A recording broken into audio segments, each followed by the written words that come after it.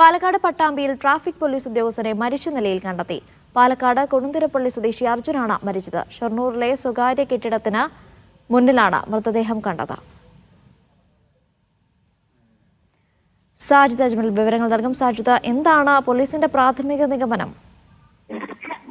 Anisha, Pattambi traffic പോലീസിലെ ഉദ്യോഗസ്ഥനായ 36 വയസ്സുള്ള അർജുനെയാണ് മരിച്ച നിലയിൽ കണ്ടെത്തിയത്. ഷൊർണൂരിലെ സ്വകാര്യ കെട്ടിടത്തിന് മുന്നിൽ ഈ മരിച്ച നിലയിൽ കണ്ടെത്തുകയായിരുന്നു. ഇദ്ദേഹം പട്ടാമ്പിയിലാണ് ജോലി ചെയ്യുന്നതെങ്കിലും ഷൊർണൂരിലെ പോലീസ് ക്വാർട്ടേഴ്സിലാണ് താമസിക്കുന്നത്. ഈ പാലക്കാട് കൊടുന്തിരിപ്പള്ളി സ്വദേശിയാണ്.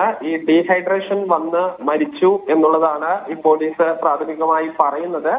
ഈ അമിതമായി ഈ മദ്യപാനവും മറ്റും ഉണ്ടായിരുന്നു എന്നുള്ളത് കൂടി പോലീസ് പങ്കുവയ്ക്കുന്നുണ്ട്. എന്തായാലും തൃശൂർ മെഡിക്കൽ കോളേജിലാണ് മൃതദേഹം ഉള്ളത്. പോസ്റ്റ്മോർട്ടത്തിന് ശേഷം ബന്ധുക്കൾക്ക് വിട്ടു നൽകി. ശരി.